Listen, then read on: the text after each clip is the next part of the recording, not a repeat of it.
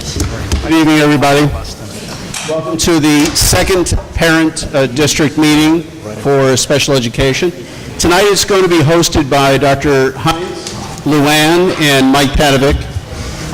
But before we get started, this meeting was originally intended to be having board participation, board oversight. So we're actually running this as an official board meeting. That being the case, we have to follow, according to the Open Meetings Act, certain procedures. So if you will just bear with me for a few moments.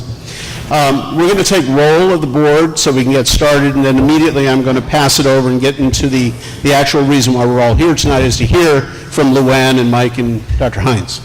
So I'll take roll, and I'll pass it around. I can't do that. We've got these. So you've got microphones. So I'll start off. Mark Eggman. Here. Rick Biaggi. Here. Fred Sanchez. Here. Larry Wells. Here. And myself, Tony Borelli. Part of the Open Meetings Act is we ask for public comments. And if anybody would like to make a comment on a topic that is not going to be spoken about tonight, you have that opportunity now. Do I see anybody? Yes. All right. Yeah, just here you go.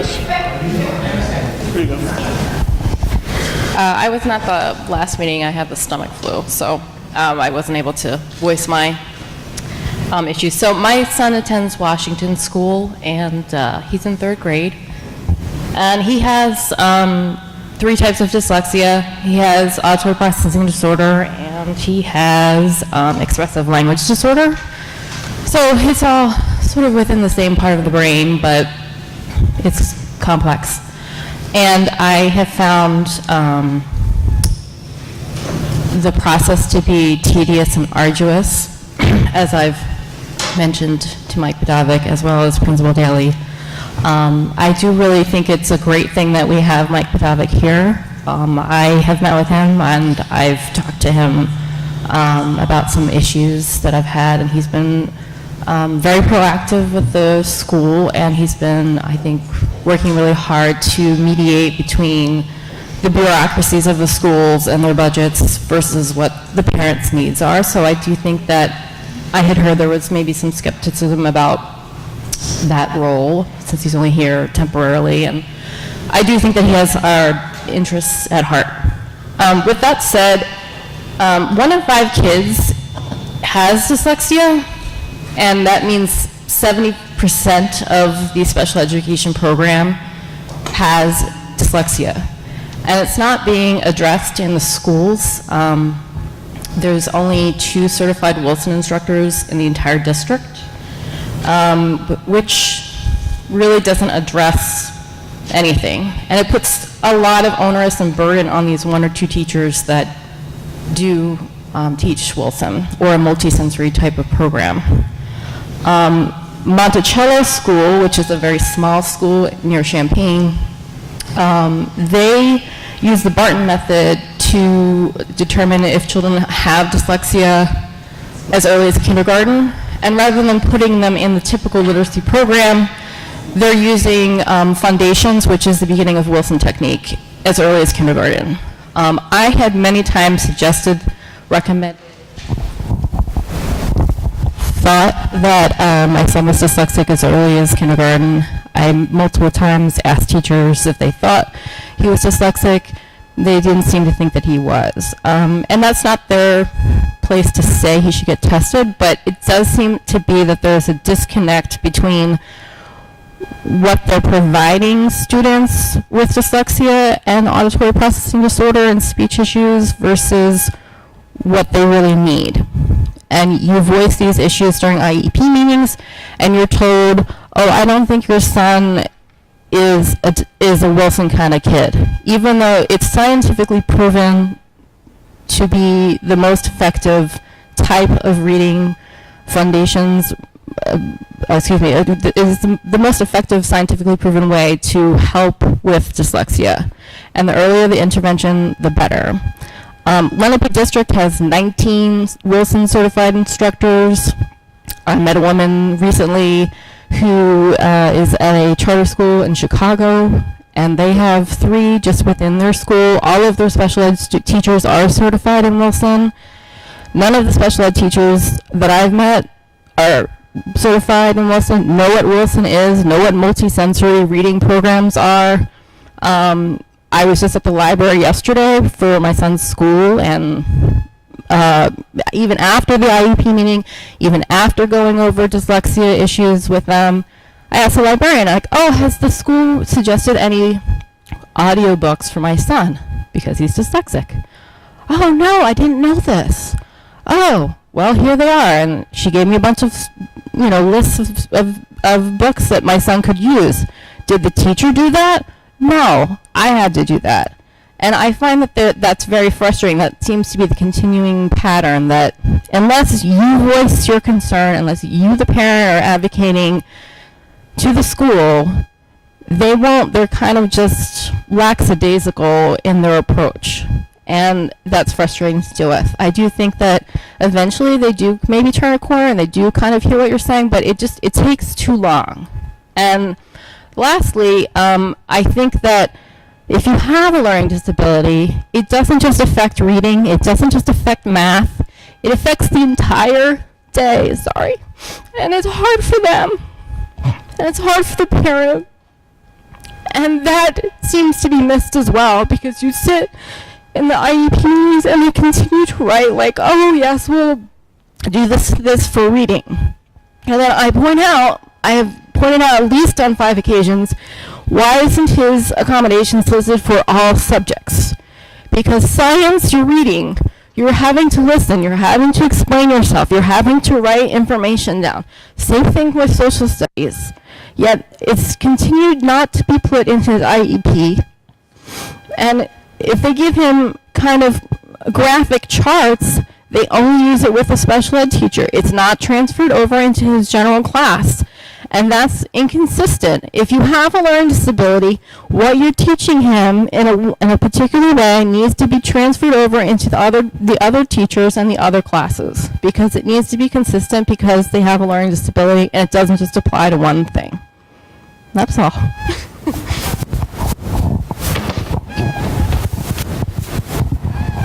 Any other comments on topics not that we're going to be talking about tonight?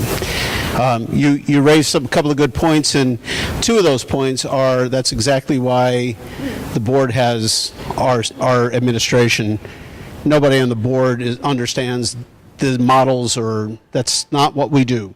That's what we have special services and administration for.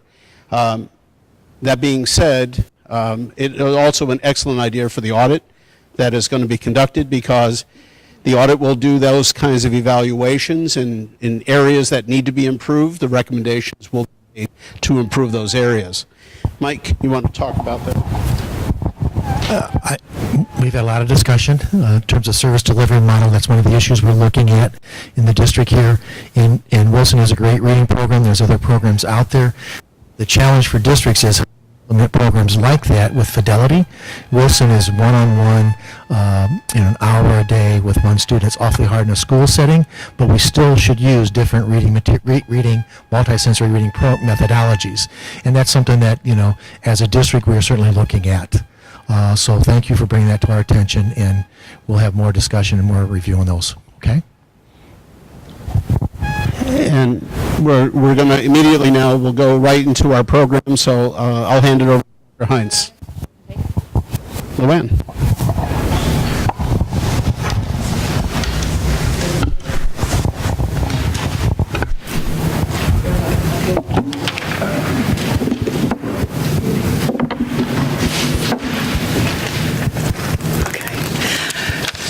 Good evening, and thank you for inviting me tonight to come and talk to you about special education funding in terms of the district's budget.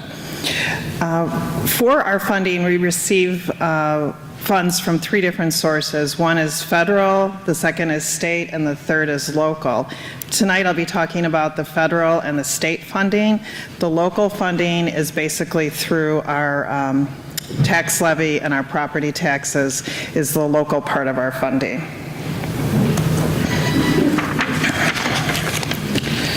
So In terms of federal funding, we receive funds in two different areas. One is through the Individuals with Disabilities Education Act. You may have heard of it referred to as IDEA. We receive funds through IDEA Part B flow-through and IDEA Part B preschool. Attached to the IDEA grants is something known as maintenance of effort that the district must meet every year to continue to receive funds and to not be potentially receive a really large fine, which we'll talk about later. The other area of funding is through Medicaid. The first one I'm going to talk about is the IDEA Part B flow-through. So IDEA Part B flow-through provides supplemental funds to ensure that all children receive a free, appropriate education in the least restrictive environment. The amount received by the district is based on 85% enrollment, and 15% is based on our 3-year rolling average of low-income enrollment. With the IDEA grant, districts may use up to 15% of the IDEA Part B flow-through funds to develop and implement early intervening services for students in grades K through 12, not identified as needing special education or related services, but who need additional academic and behavioral support to succeed in a general education environment. For District 64, that represents 6% of our grant that we receive for IDEA. Our district uses the funds, and the way we use the funds is prescribed by the federal government. So we have different areas that we can use the funds in, and we cannot deviate into other areas. So in this district, we have typically used the funds for salaries, and I've listed the different positions it's typically used for here in our district. We support the training of our staff in areas related to special education, any educational consultants that we may need at the district, and we can also use it to purchase of instructional supplies, materials, and equipment for our special education program here in the district. Part of the IDEA Part B grant is proportionate share. So the Illinois State Board of Education, otherwise known as ISB, calculates a portion of the district's IDEA Part B flow-through funds to be allocated to non-public schools and homeschooled students. These are only for students that reside within our district boundaries. So if we had children at one of the Catholic schools and they are not within the District 64 boundaries, we would not be servicing that student. They would be serviced through the district that they live in. So if they lived in Niles or Des Plaines or wherever, they would, part of their proportionate share would be used for those students. Our funds are only used for students that reside within the district boundaries. And these students must be receiving services specified on an individualized service plan, otherwise known as ISP, provided by the serving district. The second part of the IDEA grant is the preschool grant. This provides supplemental funds to ensure that all children, again, receive a free and appropriate public education in the least restrictive environment. The IDEA Part B is calculated in the same manner as the IDEA grant is done, 85% based on enrollment and 15% based on a 3-year rolling average of low income. The money in our preschool grant is used for salaries of staff to supplement a comprehensive special education program, and this is for our students with disabilities between the ages of 3 and 5, and we also use it for materials and supplies. So I want to talk to you about maintenance of effort. This is probably one of the last terms business managers or special ed directors want to hear is maintenance of effort, or that you have a problem with your maintenance of effort. So maintenance of effort is your federal, it's a regulation requiring the districts to expend at least the same year over year on educating students with disabilities based on your total year special education expenditures. There's two components to the maintenance of effort.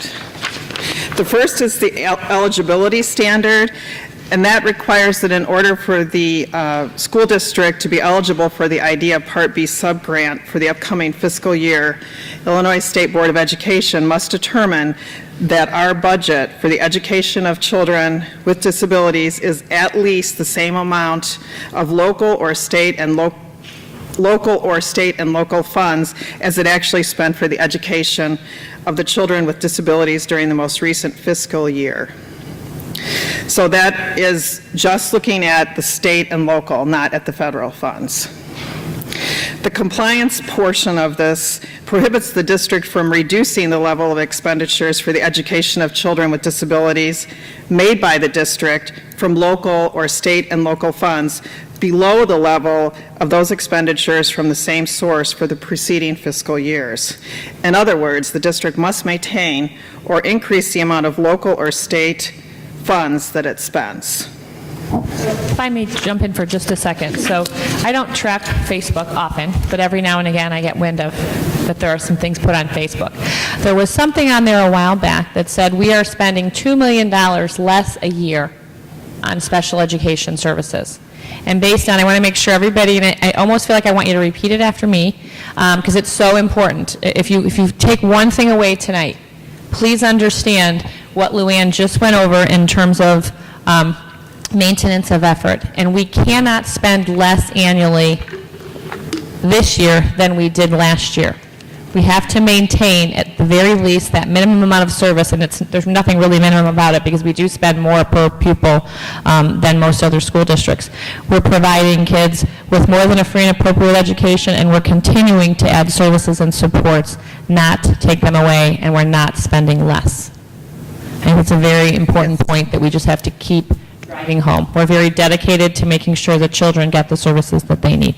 Mr. Fisher? You say you're spending that based on the number of students, or the number of students increase, and spending still the same? So this next slide might help you with that point, because if our maintenance of effort does change and it was to go down, there's certain exceptions where we could, if we show a decrease, we have to be able to show them in our financial records and our human resource records the reason for that decrease in funding. So there's 4 exceptions that if we, and I'm going to show you the last 3 years, and one of those did have an exception, and I'll tell you why. So we have 4 reasons. One is voluntary or involuntary departure of special education or related services personnel. For example, if we have a teacher that's retiring with a salary of $113,000, and we're replacing that teacher with one that earns $55,000, right? That's a significant amount of money and would raise a flag in terms of our maintenance of effort. What we would have to do then is I would need to say, Mike Padovic, with his information, retired from District 64 on June 30th. We hired Lori Hines as his replacement at this salary of $55,000. So it also has to be documented. We can't just make it up to try and satisfy the government. The second one is the decrease in enrollment of children with disabilities. So it would have to be enough to cause a significant decrease in costs. So if, say, our amount went down by 50 children, we're not going to necessarily need as much staff or as much auxiliary support staff. So there would be reductions in force. And we would need to show the federal government we had 680 children. We now have 620 children or 630 children, and this is why you're seeing a reduction. We, reduced, 3 teachers or whatever at this cost. We also can show this, and actually the example, our records that I'm going to show you, this is the reason. We have a student with an exceptionally costly program that ages out of the program or moves out of the district. So some of our private placements are $60,000 plus a year. That reduction in our maintenance of effort would raise a flag when I'm showing that large of a reduction. The next one is termination of costly expenditures. So the district purchases costly equipment or the construction of school facilities, so we can use part of this fund, if we chose, on things that would enhance our special ed program. So we're not doing this, but at Roosevelt School, we are adding a special ed room when we do the construction this summer. So if we had the funds available, which we don't in IDEA, we could use it for that. Now, I am buying a electronic lift changing table for the bathroom we're putting in there. And so if Mike has funds left over at the end of this year, I just talked to Brian about this today, I would like to potentially use some of that to purchase that changing table for the washroom, or we could put it in our budget next year. Typically, we don't use our IDEA money for large material purchases. It comes out of our regular budget because the rest, our IDEA money is pretty much allocated with a great amount of it going towards our salaries. Does that answer your question, sir? Yeah, so just so I'm understanding, so I understand that if things decrease, when you have an increase like we've been experiencing in the last few years in enrollment of 3 to 4 to 5% year after year, so that means the 15% is also, right, because that's where the money's coming from, the 85-15 out of the IDEA? The enrollment, right. Yeah, so when enrollment goes up by 100 The IDEA would students, go up. The IDEA would go up. Correct. But it may not be proportional, correct? Correct, that is correct. Thank you. So the consequences of the district not meeting maintenance of effort, or as we like to call it, MO, is we would be required to return an amount equal to the amount by which the district failed to maintain that level of expenditures in that fiscal year. We cannot use any of our federal funds to pay that fine. It has to come out of local funds that we would need to pay that fine, or the amount of the district's IDEA grant Part B in that fiscal year, whichever is lower. So if you do that and you don't have a reason, that's the federal government's now going to also step in. So this is very serious financial consequences for the district if we do this. Okay, so I have a chart here, and if you picked up a handout, it may be easier to see in the handout. This shows the district's maintenance of effort for the last 3 years. Their calculation, where I have fiscal year, so fiscal year 18, which is this school year, 17-18, is based on 2015-16 data, which they compare to 14-15. Don't ask me why they do it this way, but that's how they do it. So in April of this year, we'll get our maintenance of effort for 16-17, which will then have been compared to 15-16. As you can see, the expenditures have continued to increase over the last 3 years. In fiscal year 16, the maintenance of effort from 2013-14 to 2014-15, I have it highlighted in red here, decreased by $120,000. Brian Imhoff, who works in my office, I talked to him today about why there was that discrepancy, and it was allowable because we had 2 students that were placed outside of the district that transitioned back into classrooms, and we had a student that was costing $60,000 a year that graduated from 8th grade. So we have to, we had to provide the information to the federal government showing them, here's our paperwork, this is why our maintenance of effort went down. You can also see the per capita between 13-14 and 15-16. It went from $17,944 per student to $19,287 in that time frame. Okay, we're going to move on to Medicaid. Does anyone have any additional questions on IDEA? Yes, sir? Per capita is Per special ed student, that's correct. The state does a child count, and Mike can probably speak better to that, which number is used for the calculation of per capita. Just for video purposes, if you could repeat the gentleman's question, or repeat Was per capita for each special ed student or for general population? Okay. Thank you. The next area we're going to move on to is Medicaid. There's two parts to Medicaid. Yes? Comment about ID grant. Back in the day, when they passed 1942 years ago, it was a discussion at the federal level that special education services would be funded at 100% by federal dollars. We are lucky to get 35% from the federal government for special education services. Not to make a political statement here, but certainly it'd be nice if we had more federal funds for us. But that's a goal that when they passed the initial legislation, that was going to be 100% fully funded. But, so keep that in mind. So if we go back to the spreadsheet here, yes, sir? Sorry.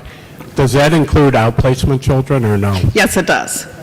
So the special education expenditures listed in the second column were in our annual financial report, which is prepared by an independent audit firm and then submitted to the state and the federal government. So our expenditures, you can see, for the 15-16 school year were about $13.7 million. Of that money, we received just over $1 million in funding. So that's what Mike was talking about. The federal government had talked about fully funding it, and you can see they're very far off in terms of being able to help us. Ryan, I've got a quick question. Just so I understand the per capita thing. So 19,287 is both kids who are being educated here within the district and kids that are being outplaced. That's an average of those two? It's a count that they do every year. So the state does, it's called child count. And that is where that number comes from. So it is children housed here in the district and children that are housed outside of the district. Because there's a big disparity. As I understand, just from my experience here, it's $50,000, $60,000 per child. Correct. Outsourced. On average, our general population kids in the district are 16,000 roughly. Correct. Housed in the district. So I assume, again, the 19 is, how is it, that would tell me then that the kids that are being housed in district special ed are less than 16. How does it come out that it's 19 if Well, you've got some kids at 60 grand and Well, some if I kids- had, so you take your total, I believe, and they divide it by the number of special ed students that you have in the district. I guess so maybe the assumption is we've got very few kids that are outsourced. We have very Outplaced. few. We do have very few kids out, Yeah. at least, yes. Okay.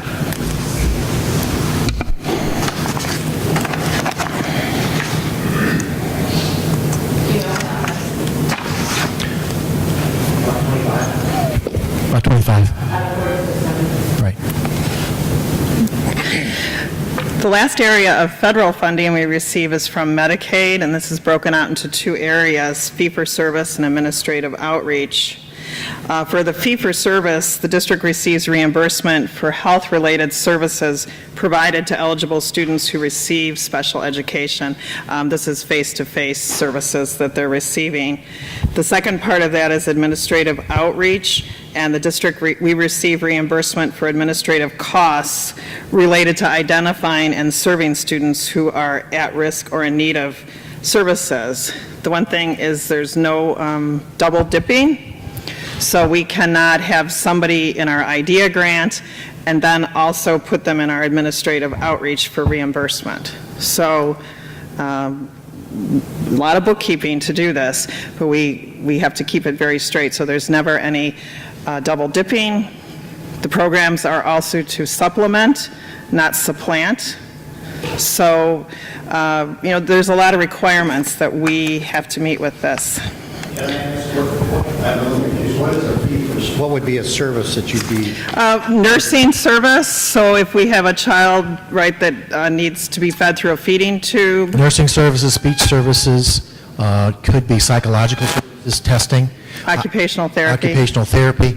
That's why I know when you have IEP meetings, staff may ask you, would you please sign this Medicaid form so we could bill Medicaid? It does not affect any of your benefits, but it does help us out in terms of reaching additional funds for special education.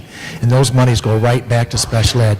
They help pay for staff development. They help pay for, sometimes we need additional wheelchairs here for the district, pay for medical supplies. It goes right back to us in terms of direct service money. It does not go into administrative costs in the district, but be very clear on that. So when you sign that page, it really does go back for services for your child, okay?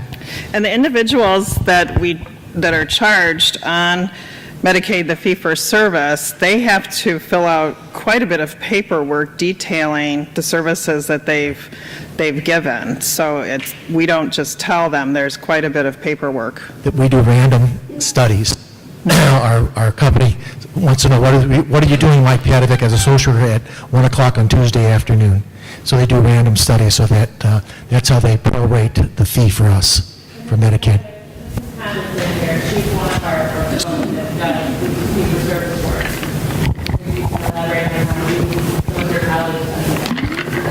I'm Lynn Condon. I'm the physical therapist for the district, and we do fee-for-service. So when we have a child who is Medicaid eligible, we request prescriptions from physicians because Medicaid makes it that we need to have a doctor's order for the services to be rendered. And then once we get that, we can provide the services and submit for fee for those services. So when we are at our Medicaid billing time period, we bill on it on a monthly basis. We give how many minutes of direct services we did, what kind of services we did, and if they were an individual or a group situation. And it basically matches very similar to outpatient services, medical base. Okay. Thanks. In terms of state funding, everything changed this year. Last year in the news, you may have heard about the new funding model that the state was putting in place for schools in the state of Illinois. It's known as the evidence-based funding model, and it began with this fiscal year on July 1, 2017.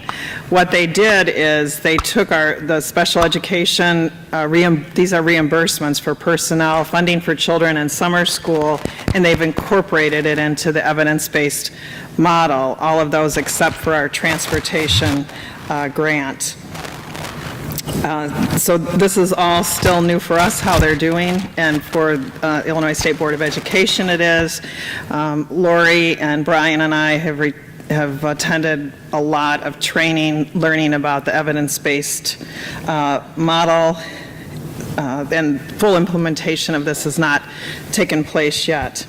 Our special education transportation is reimbursed by the state, and it's prorated at 80% of the cost to the district. So that's also done reimbursement. We filed that claim in the summer at the end of the school year for reimbursement that occurs over the next year. Any questions? With our fabulous state not having a budget for so long, did that impact? Yes. So, and are we paying a price for having to still utilize and need the money and paying interest or whatever on that money because we weren't funded? Sure. So the state has typically, and I'll say this as going back to 16, 17 and prior, they pay quarterly, okay? In my career, I don't think I've ever gotten all 4 payments in one fiscal year. So I think we may have received the last payment for last year, but I'm not positive we've even received that yet. They just released our first payment, like for the transportation.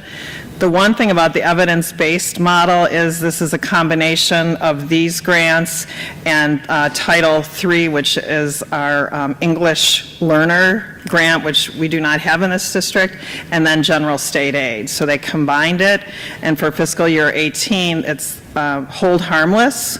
So you're going to get the same amount you got in 16, 17. Now, they are making those payments as of right now anyway, but the state does have a tremendous backlog on their bills. So for our district, this is one of the reasons we want to have a sufficient fund balance. We can still meet our payroll, we can still pay our bills. For other districts that are in financial straits, not receiving these payments, can become a very big issue for these districts. So we're not paying any additional interest for you? No, we're not. A lot of good questions. It's an education process, right? Yes. Okay. So we're not being penalized or paying interest on funds that we're not receiving from the state? Correct, that is correct. We're not, We're at least financially stable enough that we can deal with the delay of payments. That's correct. I mean, if you looked at it, you could say, well, we're losing the interest we would have earned on that money, but, as of, right now, that's not a very exciting topic. I don't know about you guys, so. Just a comment, Luann, about special personnel reimbursement. For over 30 years, districts would get reimbursed $9,000 for certified special education certified staff. That was in existence for over 30-some years. So, you've got a teacher that's making over $100,000, or a teacher's making $55,000. The most you could get back from the state was $9,000. Teacher assistant, the most you could claim or get back is $3,500. So when you think of personnel reimbursement, you're not getting back 100% from the state. No, not even close. So the hold harmless is for this year for 17, 18. Hopefully, we'll be hearing soon what is going on with 18, 19. Because if you were at the board meeting in January, we have actually already started the budgeting process for next year. Yes, ma'am. Wait for him to bring the microphone. Thank you. I know, I'm sorry. So I wanted to ask a little bit about summer school and how summer school is funded and how kids with special needs get approved for extended school year and all of that in this district, because I came from CPS and they don't really approve anybody. So just kind of that question. So Mike will answer how ESY, how that happens in terms of which students. I will tell you, our reimbursement was a whopping $3,000 a year. So the criteria for extended school year has to do with regression and recruitment. When a student is on break, staff takes data to see, has that student regressed in terms of what they've learned, and based upon that data, the IEP team determines whether or not extended school year would be appropriate for that child. Okay? So that's the buzzword, regression and recruitment. Okay? And I think you agree that there are very few of our special educators that don't experience regression. We have a child. Right. Experience regression. Even our teachers, they for the time, it takes them a while to get back up. So we have that most of our students very to 12 minutes at the end line. Right.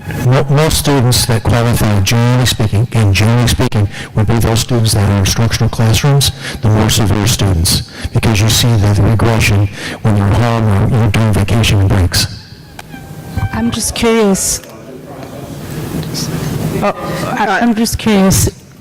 That wasn't always the how it was done, right? Because I know not to talk specifically mine, but my child always got it, and this year she didn't, based on that. Why did they change it?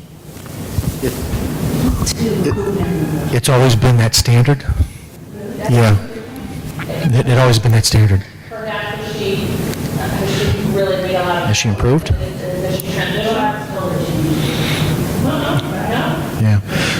No, that's always been the standard, regression recruitment. It's always been the standard. Where does regression and recruitment stand? One of the things I wonder about is you have a special needs child who's already years behind his peers. Why wouldn't you take every opportunity to try to get them as close to their peers as possible? Everybody hear the question? So the issue is during long periods of breaks, did the child regress during that time period? It's not based upon where the child started out. So in other words, you may have a child who's in terms of this mic missing. Is it missing? Okay. So behind to grade levels. Like a rock star? Is this better? No, I've never been a rock star. All right, so the issue is, that I understand what you're saying. If they're already behind, why would you do that? What the criteria says is you have to be able to recruitment to qualify for extended school year. Where does that criteria come from? Is it a state? State standard. I'm sorry. It's a state standard. I'm sorry. State standard. Sorry. Yeah. State standard. I'm sorry. So someone had asked a question about the budget for summer school. That is a separate, I mean, it is a special education budget, but it is budgeted within summer school. So because we have X number of teachers, X number of TAs, nurses, and other auxiliary staff that we might need, and then we have our special education transportation. But those costs were always kept separate because we filed a claim for the $3,000. So I understand correctly, does this include like the summer, the World of Wonder, special skills classes that you have to get special approval for? Does that fall under the same sort of category of special education services? She oversees DSY. So, Vasiliki Frake, I'm the Assistant Director. I've also done ESY for a couple of years. Talk to many of you. I'm sorry, maybe we'll just talk about it. We've expanded our continuum of services, even for ESY. So in some cases, for students that it's appropriate for, they might be recommended for a Worlds of Wonder class, and it might be covered under ESY if that service is what's appropriate for them. Other kids need an instructional classroom, other kids need more of a resource model. So in the past couple of years, we've expanded that continuum of services, so some kids do fall under that. But they have to be eligible for ESY, and the IEP team has to determine that that's what's appropriate for them for the summer. Okay.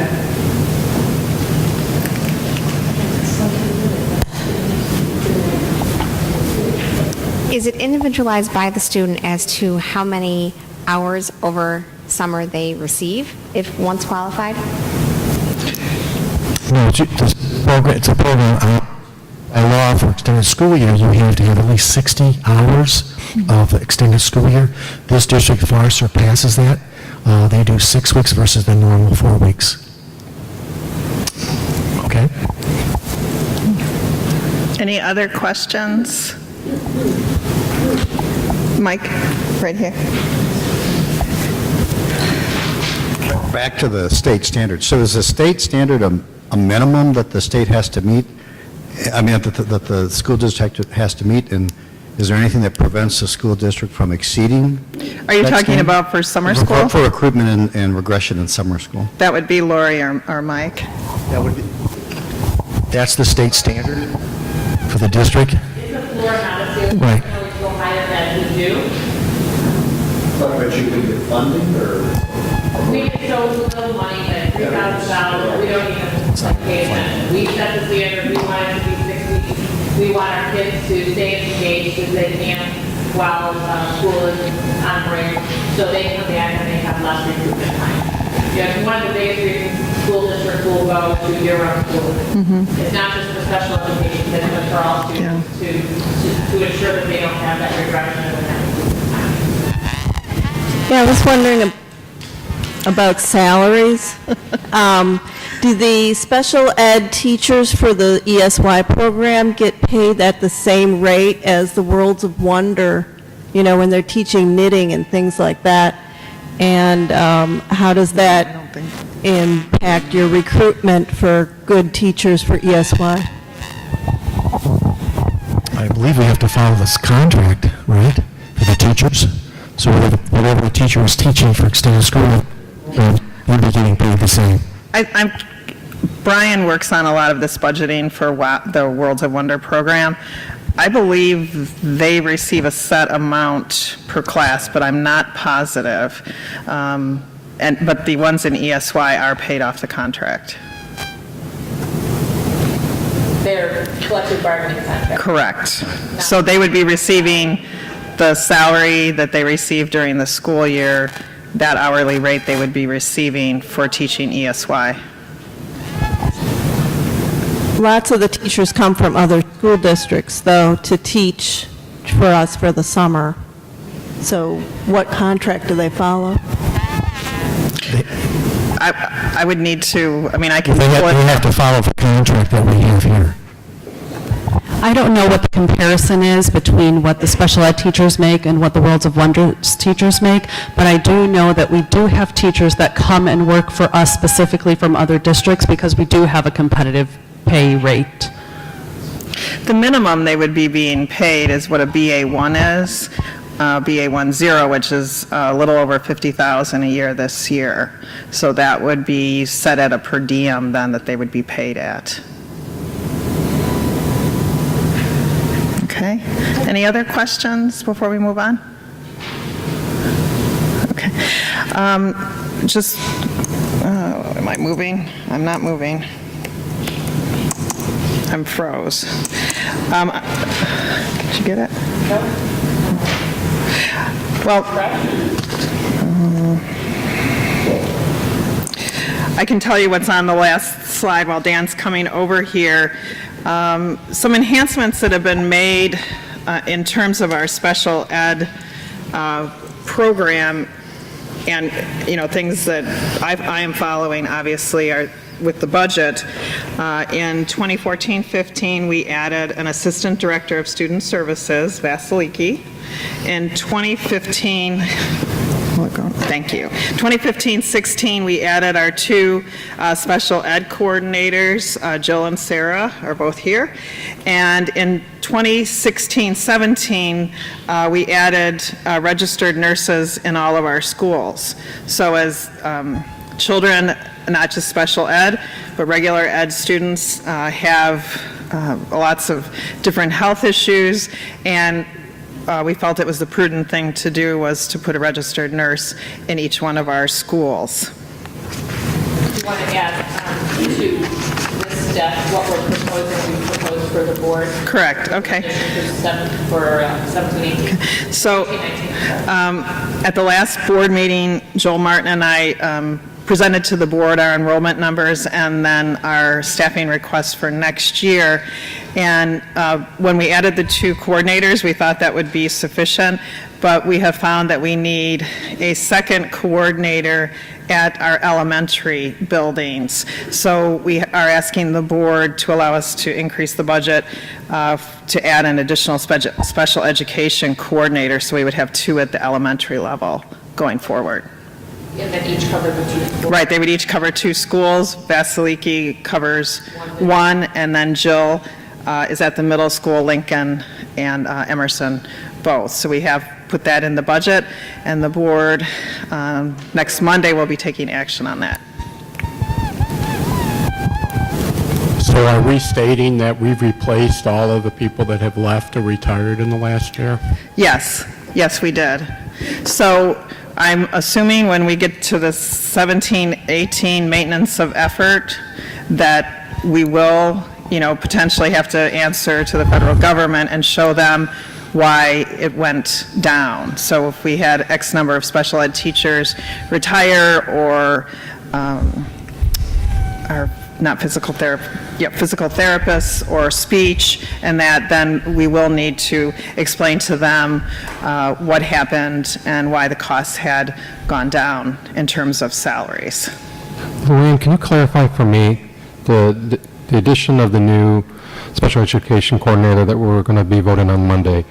How does that play into this MO? If it's going to increase, it's going to increase the amount of money that we're spending. So is that then we're tied going forward to that? So what will happen when we add that in next year is our expenditures will be higher. So, but it may, that'll be in 18-19. So it'll just it would potentially help if we had any retirees this year that are special ed that are going out. So it might, kind of balance, offset that, but it would show an increase in our expenditures. It's just like if we have an increase in students, then we need to hire additional teachers or additional auxiliary staff for those, for those students. So it would be in our maintenance of effort.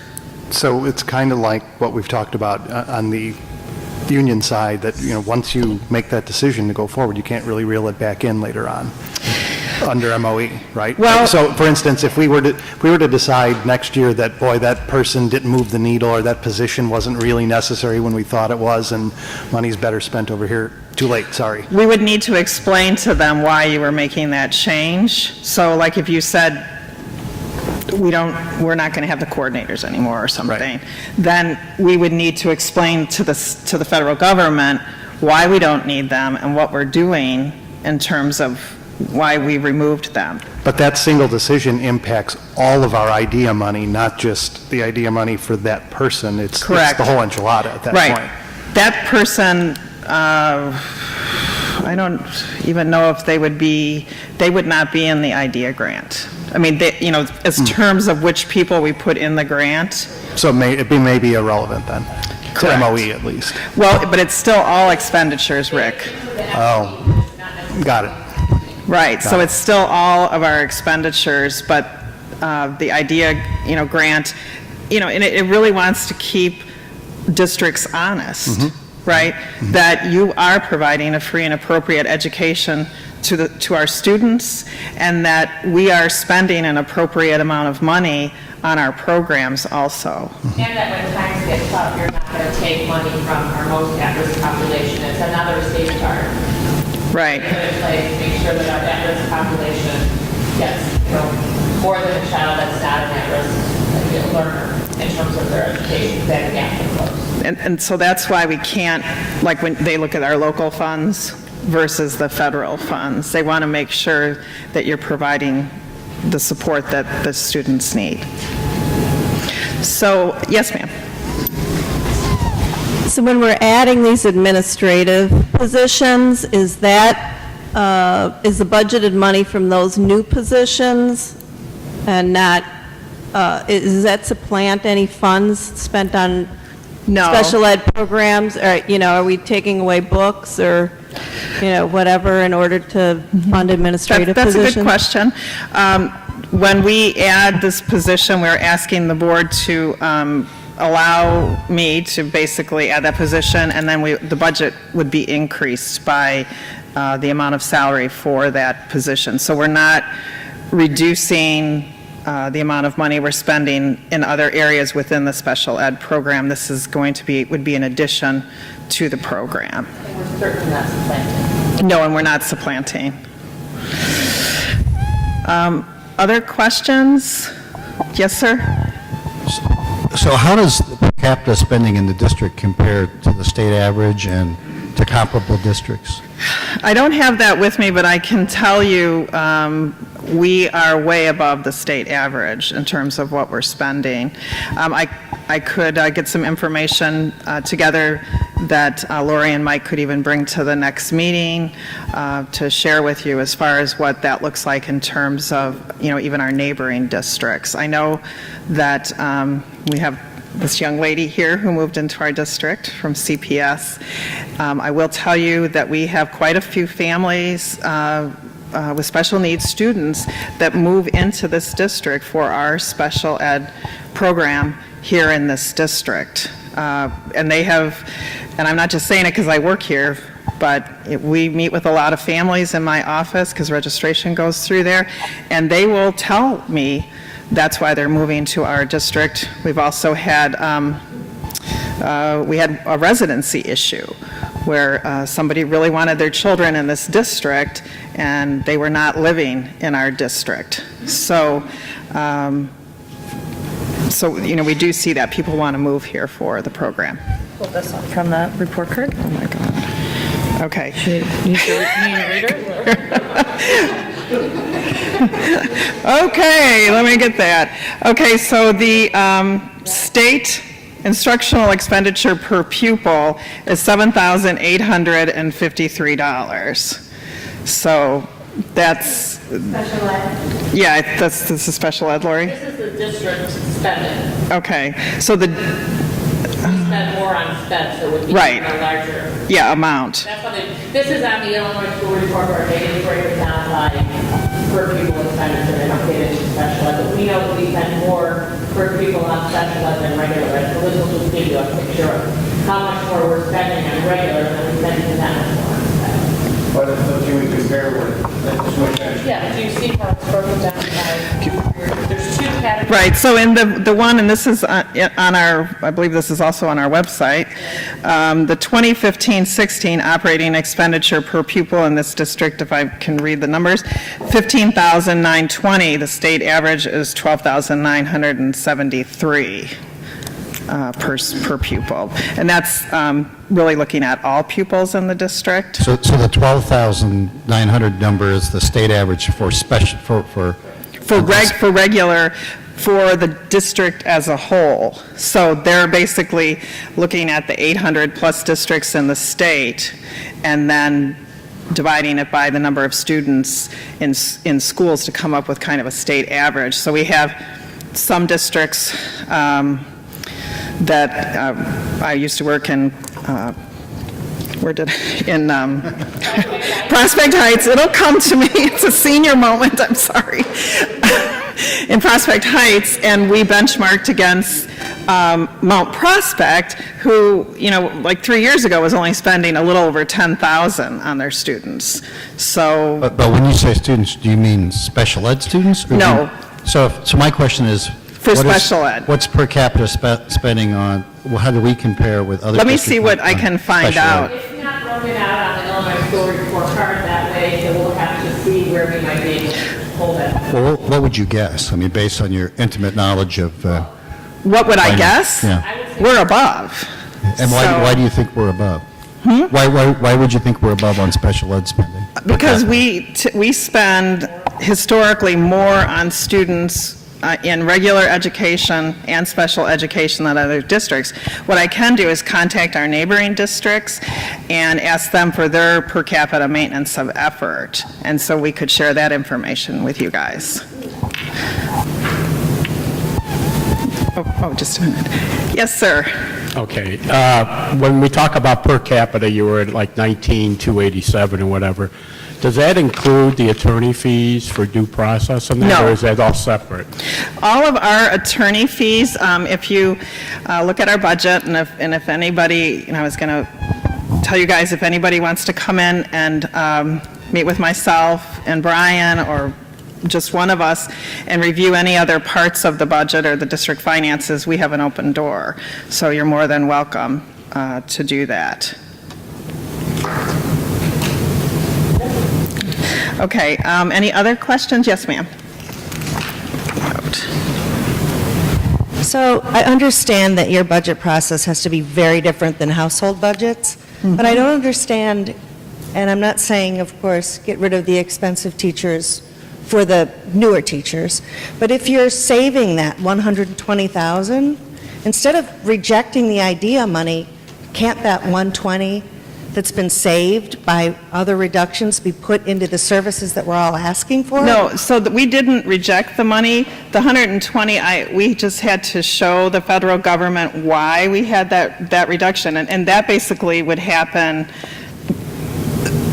that happens during the year, right? 2 students transition back into the classroom out of private placement. The one student was in 8th grade, and so transitioned out of this school into the high school. That happens kind of in the moment. So that's during the school year that happens. So it's not like we could say, well, I reduced it by $120,000 right now, and so I can put other programs in place. Oh, so then my assumption is if you're spending the $120 less in special ed, then the gen ed is can spend $120 more? Is that how the... No. No? No. Okay, I guess I don't No, okay, understand so how can I'm trying to think of. So when I do the budget, I'm trying to think of, so if I'm just going to use some other easy numbers for me. So if I do the budget and I have $1,000 in the budget for supplies, because Lori's told me we need to get these supplies and the total's $1,000. Now we get going in the year and Lori says, I only need $500, right? So we only spend $500 of that budget, but the board approves my budget and approves what I've said we're spending. So I can't just decide to say, well, I save $500 here, so now I'm going to go spend $500 over here. Yeah, so that answers my question. Yes, okay, good. Right? So. Yeah, it's not really, yeah, so it's, you know, and I got a pretty tough board here, so they watch what I'm doing. But you can see in the next year then we did, you know, our spending went, you know, continued to increase. But, you know, obviously as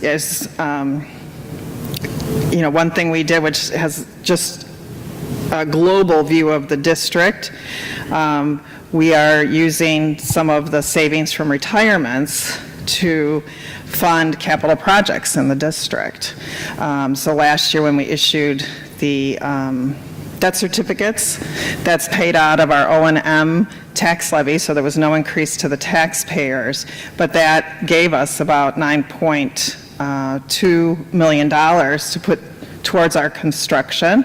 And this year when we do Roosevelt, I'm very excited about the project because we're putting in a new special ed room there and putting in, you know, when I do construction and we go through a school, I always am looking for ways to enhance the building or enhance the facilities. So having a restroom, you know, people may think that's a small thing, but having a restroom where it's, you know, a student is not out in the open or anything and someone can go in and use the table and change them, I just think it's better for the staff, it's better for the students. So I'm always looking for those things.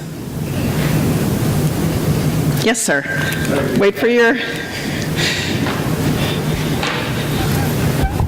So the takeaway I'm trying to get is the spending that the district does on special ed students, is it the $19,000, is that the amount of money that the district needs to spend to be in compliance, to meet a minimum standard set by the state or by the federal government?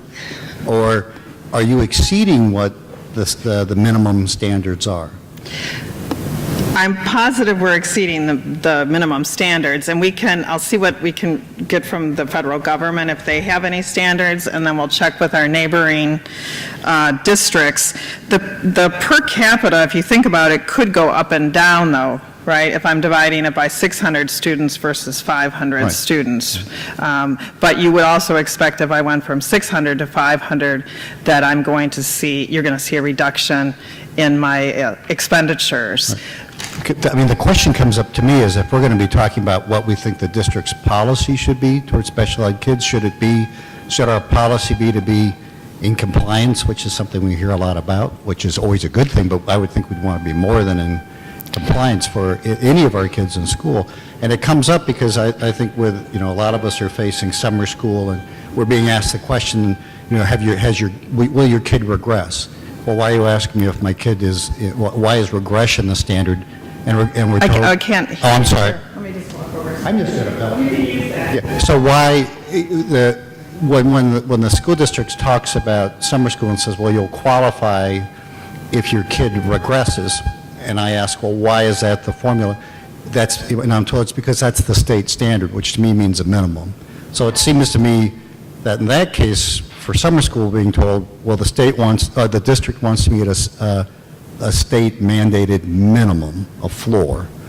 But then, on the other hand, you tell me that per capita spending for special ed kids exceeds what would be a minimum, whatever kind of, exceeds what we have to spend to meet a minimum by the federal and the state government. So that's where I'm confused. Does the district spend more than it really needs to spend to satisfy minimums? So Mike and his team determines who goes to the ESY program. So I can't really answer that part. I can tell you that we extend our program by 2 additional Right. weeks per year. Yeah, the IP team determines whether the child is eligible for extended school or not. But the program itself is over 60 hours, which is the minimum requirement. This district goes over the minimum requirement. So the programs that we have in District 64, the majority of our programs are over the minimum in terms of what the state requires. I think that's the real question, Scott. Yeah.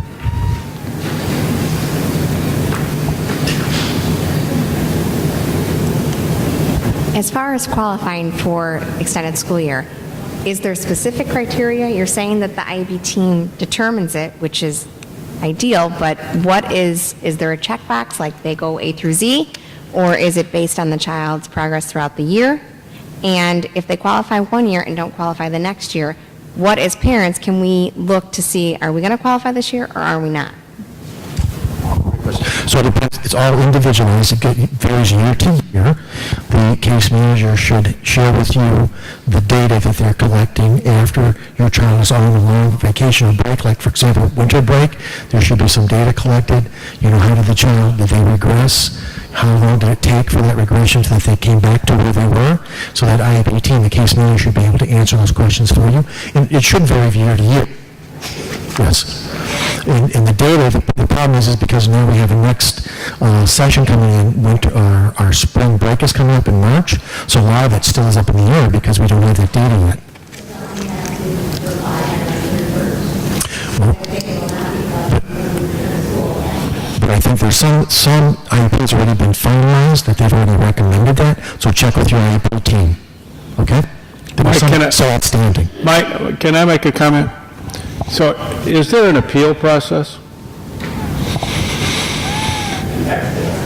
I'm expedited, not really, but I mean, we can talk about that. If you're concerned about that, you know, it's the IEP team that will make that recommendation. So I'd have to look at the data. Let's say a child is turned down for going to the summer program. Is there an appeal process? If a parent... Not that I'm aware of. 4 years, we've never had anybody try to appeal it or ask about it, but to my knowledge, no. And that's when you run ETSY, if you know something, I don't know who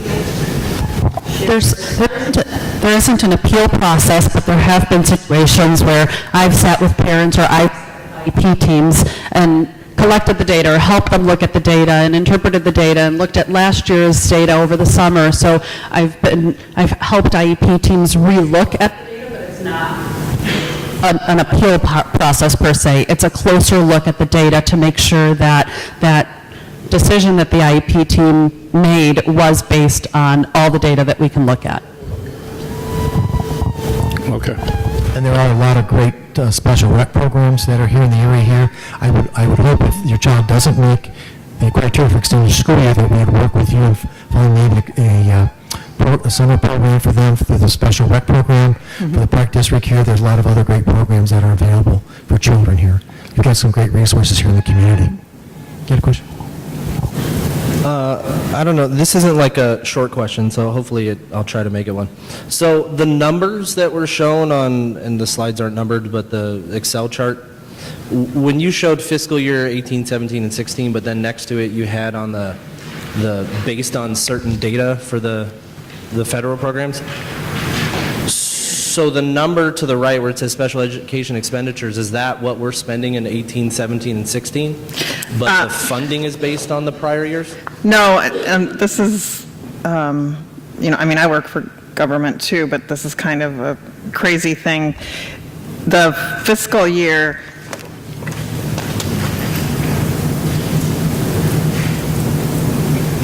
that's for the 2017-18, but it's kind of like a year or almost 2 years behind when they're looking at the maintenance of effort, and I'm not sure why they lag so far behind. So for the 19 18-19 year, so fiscal year 19 will be the 2016-17. They'll compare to the 2015-16. So the special education expenditure, though, is what the school district is paying for special education expenditures? Yes, so for the fiscal year 18, which is the 2015-16 data they're using, our expenditures on our audit and AFR were the $13,693,379. So those are actual expenditures. Okay, part B of my question. When did we, as a district, go to the homeschool, right? So preschool centralized, high school centralized, but the actual homeschool delivery of services, was that fiscal year 15? For the what?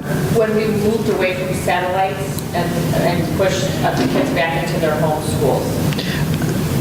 Was that before you, Lori? 5 years ago, right? 5. Okay, This happened gradually, so it was in some buildings because there were visitors, and then more classrooms got into different buildings.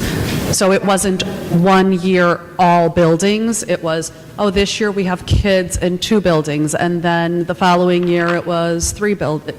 It happened gradually over a couple of years. It was initiated 4.5 years ago?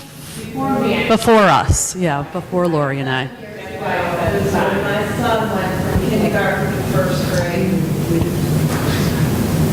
And that was the year they moved out of satellite and went into homeschool? Yeah. About 7 years ago. About 7 years ago is the answer. Okay. Part C. So, I mean, because that looks pretty stagnant to me, and I guess if it was 7 years ago, I'm just wondering if when we went to that program type setup, did special education expenditures increase a lot? Because if you start adding them to 2 schools here and 3 schools here, how did that look, and did we see an increase in that? And I guess I'll give you part D so that I can just give the mic back. As we have an increase in kids with autism coming into this district, are we looking more, do we see us spending more in this and that? And I'm asking that because, you know, the board's questioning a $55,000 hire at the administration level, and the more kids that come in with autism, they need to be spent more on, and you're questioning $55,000 spread across 6 schools. So it's kind of scary. So the oldest data I have is for 2008-9 here that Brian shared with me. And that year we spent, so that was fiscal year 11, so that was 10-11. We spent $11,862,412. So we didn't see any real reduction. In 9-10, there was an anomaly because we received ARA funds that year, so the spending was considerably higher due to the ARA funds, so that was at $15 million. But beginning then with fiscal year 2010-11, we kind of started on the $13 million climb.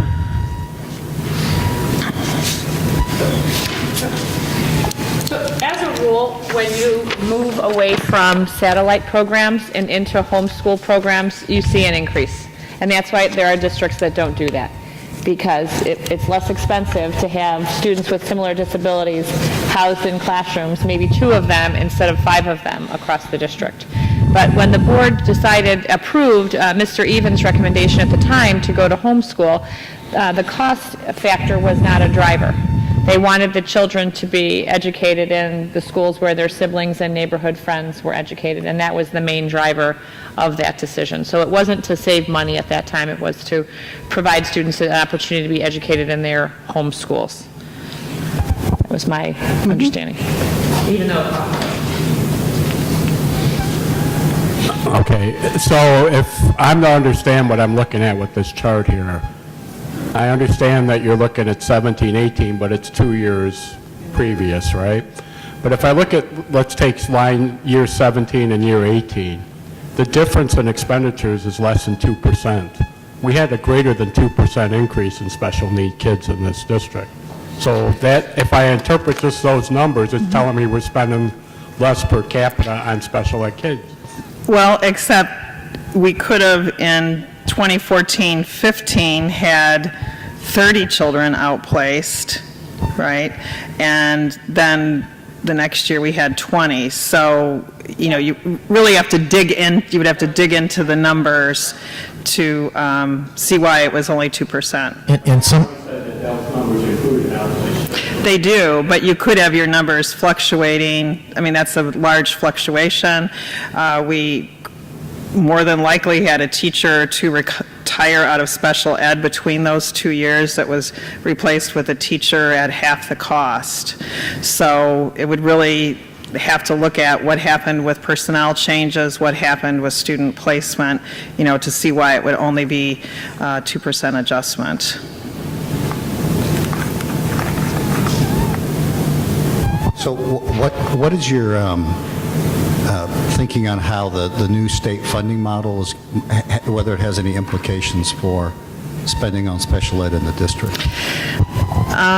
This district does not, we don't live and die based on that funding. So the programs we offer, we're going to continue to offer.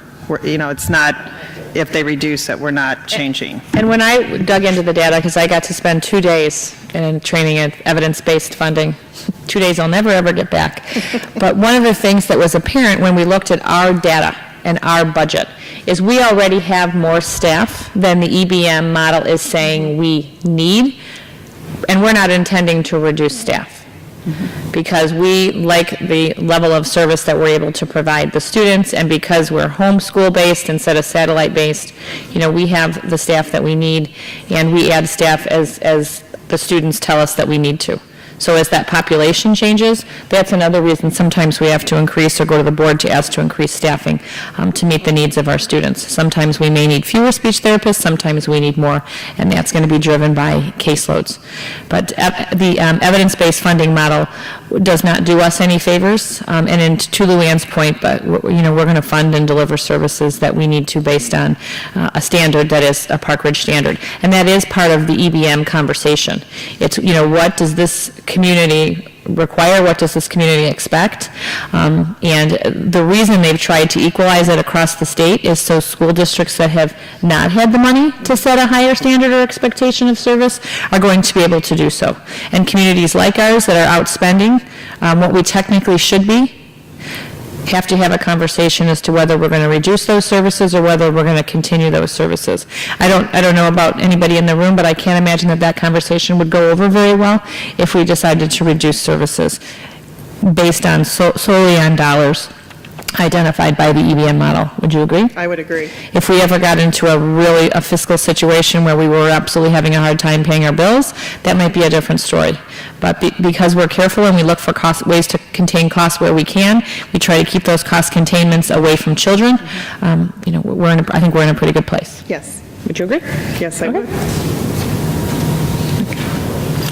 Because, if you don't mind, all right, let's go, Mr. Brown, and then we're going to wrap up, and then if anybody has a few lingering questions, I want to run through just a couple of quick slides, dismiss anybody that's ready to go, and then if anybody has additional budget questions that are burning, you guys can say. So Mr. Brown, and then I'm going to move on. On the net expenditures, can you tell us about what percentage is funded state money versus local? I'm going to have to, I guess.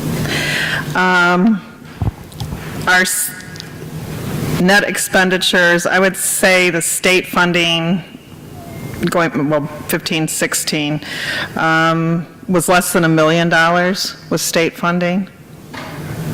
So that's actually in our AFR also, but it's less, just thinking about what we get for the different areas, it would be less than $1 million. So this change by the state, this evidence-based funding model, which doesn't do us any favors, is impacting a pretty small percentage of our net expenditures. Correct. That's correct. Right now, we're in hold harmless for this year only, but even hold harmless means that if we got $10 last year, they're going to guarantee we're going to get $10 this year, but going forward, they haven't made that guarantee because, as Lori explained, there's a lot of schools that are in dire straits that funding's going to slowly be shifted into those districts.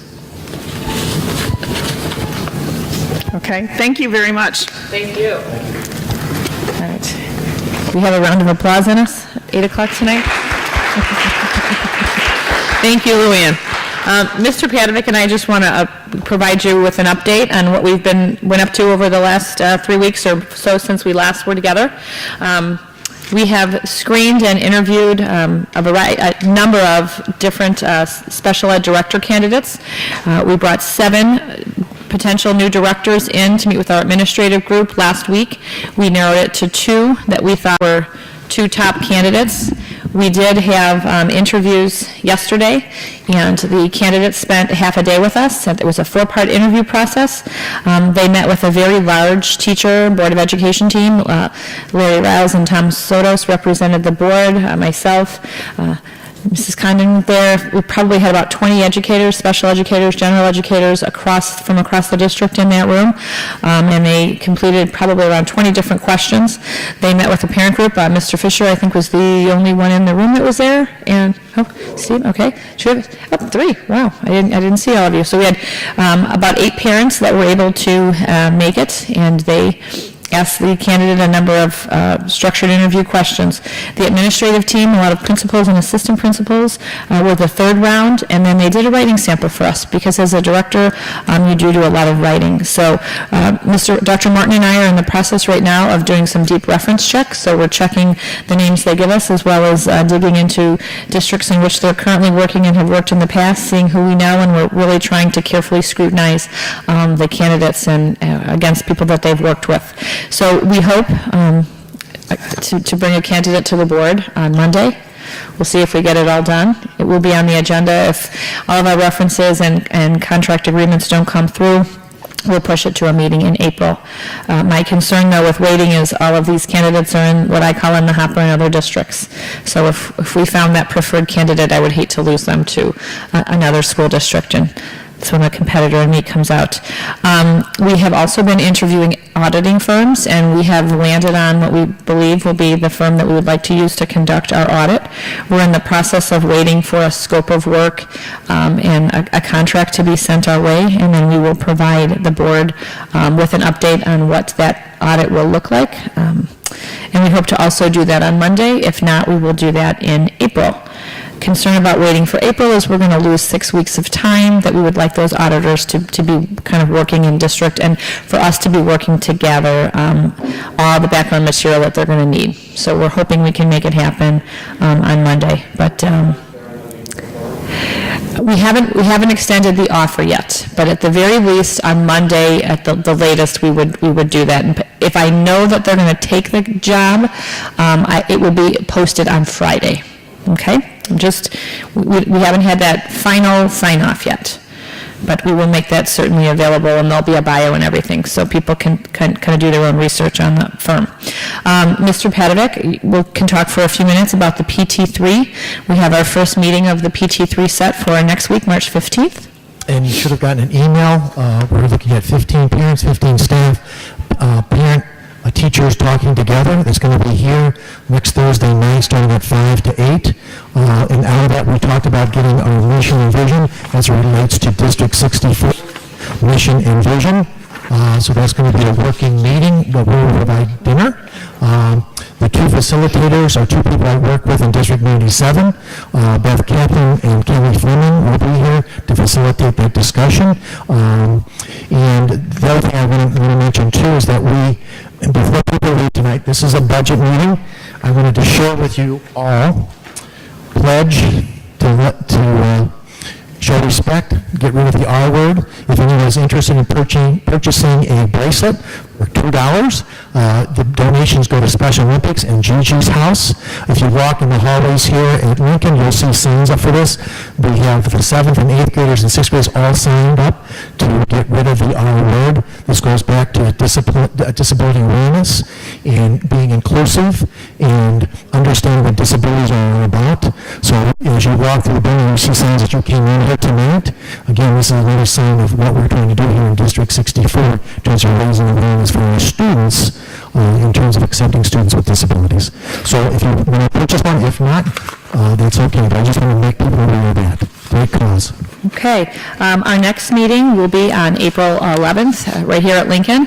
And Mr. Padovic, would you also like to talk about, I'm grabbing this for you, the parent group that has signed up to identify some future topics and what we're thinking of for the next meeting? So some of the topics, I have parents who have signed up to give me information, ideas for the next parent group. For our group here, some of the topics we want to talk about is how do we do more training for staff and TAs, talking about how do we develop implementation for disability awareness, how do we do this, how do we develop a structure for a parent group like this, how do we continue this on, structure. So these are all going to be discussions. Also, we're in the process of developing a survey for parents as part of the audit, kind of an ongoing survey for parents. We're also going to talk about delivery of service model. What does that look like? Services consistent for the district. We'll talk about that in future meetings. And talk about staffing needs, caseload numbers, for how do we come up with staffing caseload needs for related service staff. And we're hoping, so those are some ideas for future meetings. We're hoping in April to have a guest speaker, Alice Belgrade, correct? Yes. Those of you who have ever worked with Alice, she does a great presentation. Talk about issues related to home. How do you help your children with any problems you may have at home with your child? Alice does a great job presenting information. I had her present a couple of years ago, and the parents really loved her presentation. She's really a good presenter.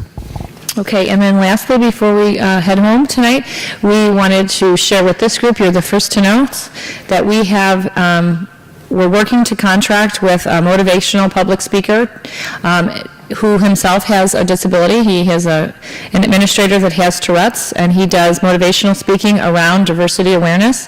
We would like to bring this gentleman in for a parent night Thursday, August 16th at 6:30 p.m., and then he would speak to the staff the next morning at Opening Institute Day as part of an area of focus that we're going to be forwarding throughout next year and really for years to come around diversity awareness. So we'll get more information out, but the mantra of the session is never give up on kids, and we're pretty excited about that. So as soon as that contract is signed as well, we will start to advertise and do a save the date, but put it in your calendars now. Mr. Padovic, you have heard this gentleman speak before?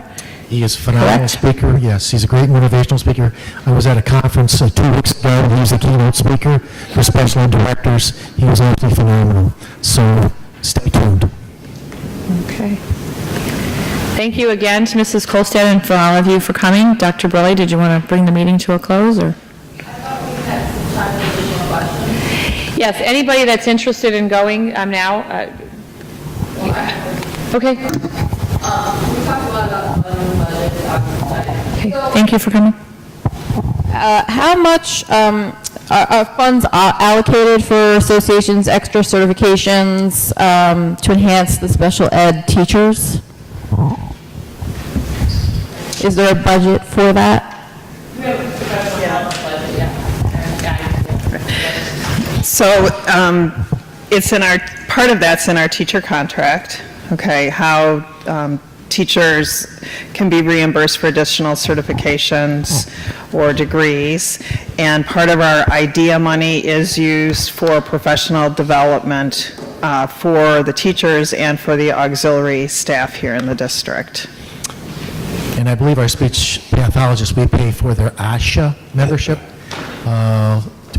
That's the National Organization for Speech and Language Therapists. Are these certifications posted online? Because I've researched some teachers' backgrounds where they've been educated, and some of them just post that they're CPR certified, which really isn't applicable to Right, we do not post all the certifications that our teachers have. I was going to say that we do have a professional development committee and a way in which our teachers or teacher assistants can apply to go to conferences. We do send teachers to local conferences, and there's a way in which they can apply if they'd like to go to a national conference. So we bring a lot of professional development in-house. I would say this district is very rich in terms of the professional development and training they provide their teachers. My question, and I don't even know if I'm asking this the right way, but when we talk about budgeting for special education services and per student, is there any structure to the budgeting for special education services that's per school, where a school's given, say, X amount, and they have to then move things around to pay? Like, how does that work precisely? So the budgeting process is done, basically Brian and I and the special ed director set the budget. So we'll be meeting with Mike very soon to set his budget outside of staffing. So staffing's done through human resources. And the buildings, generally our special ed funding is at the district level, and then when the buildings need things, we do, purchase orders and order what they need at the building level. But all of the purchases are approved through our director. But is it at all structured in the sense of saying, okay, each school gets, I'm just making, I don't know, $2 million a year, something like that. I wish. Something like that. Some of our things are structured like that. In our special ed, I don't believe we have that type of structure because, when they need things, we do purchase them. And there's different kids in each building, so the needs are different. One might need what she's talking about, the changing table that goes up. Right. It's really needs that's growing, and we need a table that will raise the child up, so the adults can help and not have to lift, because it's becoming harder to lift. This child is getting bigger.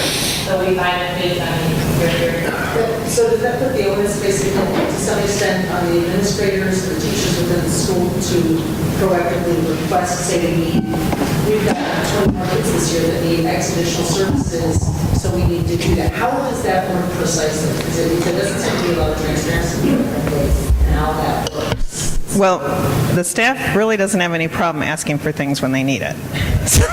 that comes through the IEP process. You know what children we have, what things are building. You do the IEP process when you're identifying your need. You look at the building and you say that you might need, whatever it might be. It might be this changing table that moves.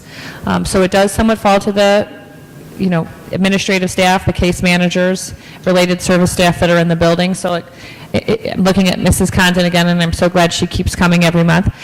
She helped us just recently put a list of adaptive materials together that you might need, stands, lifts, chair stands, and certain things. And then that is sent to Luann, and then the purchases are made. So it really does become a request of the team that knows and is working with the children. Is that also true then, say, for teachers' aides, for working with students and things like that? Might these require students to have aides working with them? There's a process that we use to identify how many TAs you need. It's based on a per student. And then if there's a one-to-one need, that comes through the IEP process as well. The team has to reach consensus that an IEP is needed, and during what portions of the day, if it's the whole day, if it's just when the child isn't reading or PE or who knows. But that also comes through the IEP process. One thing I wanted to point out too, in terms of budgeting, is our special education students' regular supplies that the district would purchase for any student are not paid for out of special ed. They're paid for out of our general education budget, because any child would need items that we're buying for the classroom. So those supplies are done on a per pupil basis, and the principals have budgets in their school every year for that, but that's just for general supplies that the classroom would need. In that same area, on your charts, I had a question about the special education funding and budget process. It mentioned adding registered nurses in all the schools. But I assume that the registered nurses aren't paid for out of special education. That's a separate general. Okay.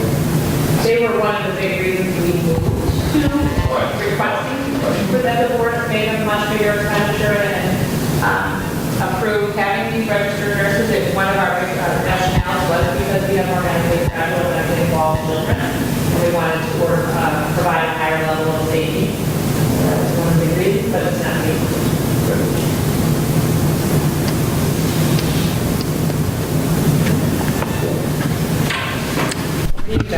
Okay, well, thank you, everybody, for coming tonight, and thank you to Luann and Mike Padovic and Dr. Heinz for presenting this data and information. I'll now go to the board. Any questions by the board? And not hearing any, we'll have to take a oral vote to close. So I make a motion to conclude the meeting. Is there a second? Second. All right, Mark? Yes. Yes. Rick? Yes. Yes. And yes, unanimous. Thank you for all coming. Thank you.